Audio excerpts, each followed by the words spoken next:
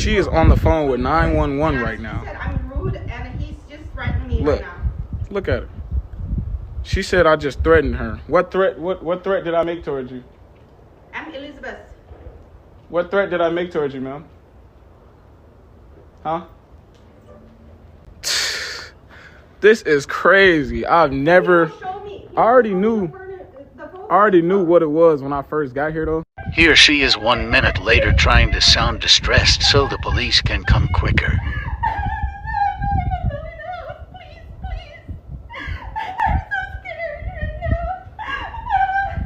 What? I'm shaking right now.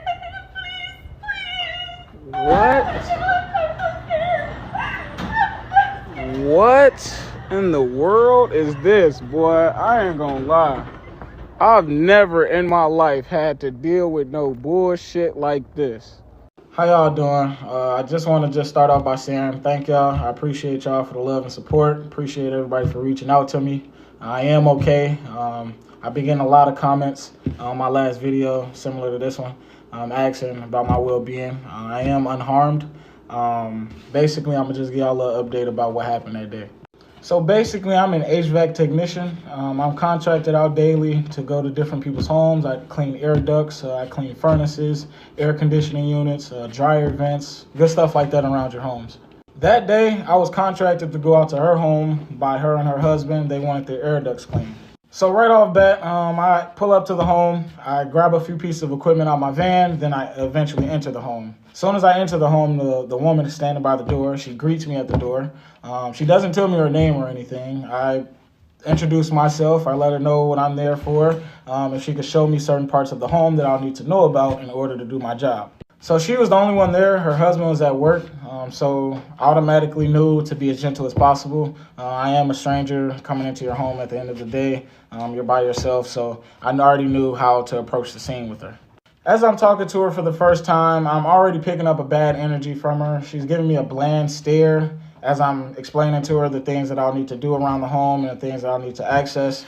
She would periodically cut me off as I was trying to explain certain things to her. So I eventually asked her to see her utility room. That's where I would end the cleaning by cleaning her furnace. She kind of turned towards me and looked like, why do I need to show you that room? Like, why do you need to go down there? That's when I then explained to her, I would end the cleaning there. So she kind of slowly walked down. That's when she, showed me where the room was in the basement. So as soon as she shows me the utility room, I instantly start my work to inspect the furnace. I take the furnace door off, I pull my phone out, start taking inspection photos just to show her, make sure nothing needs an extra cleaning in the furnace, make sure everything is working properly. So as I'm about to begin my work in the utility room, she's literally right over my shoulder. She's not leaving my side. She's watching everything that I'm doing.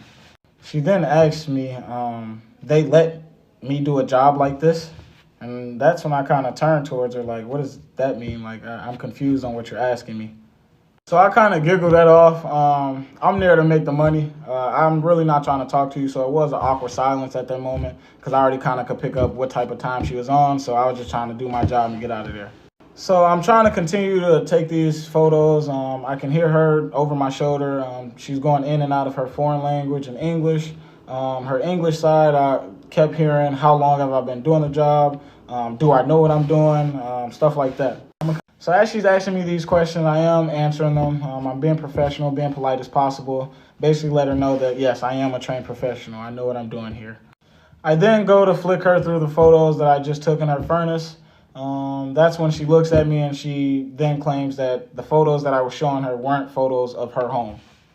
So as she said this, I kind of stopped and I'm looking at the photos like, I'm confused on what you mean. I literally just took these photos. You're watching me take the photos, But hey, me being the professional that I am, I go down and I retake the same photos so she can see me take the photos, clearly take them in her furnace, and show her those photos again. She then goes on a little rant, basically saying she doesn't trust me. She doesn't think that I'm going to do a good job in her home, and that she was going to call her husband. Now, once she said this, I was already at the edge of I'm not going to do the cleaning in her home because she was basically labeling herself as a problematic customer. Didn't want to create another problem by doing the cleaning and she call in later about something just to try to get a refund or even get me fired. So at this point, she's not letting me talk. She's basically trying to talk over me, cutting me off every time. So at that point, I mean, you're being problematic. So I let her know I'm not going to do the cleaning there. I'm going to give my office a call. They should be contacting you, and you guys can go from there. But as for now, I'm going to pack all my equipment, and I'm going to leave. So as I'm packing my equipment, I start making my way upstairs to leave her home. She's following right behind me, literally on my back, basically on the back of my heels. She's so close to me. Threatening to call her husband, yelling at me, saying all sorts of things.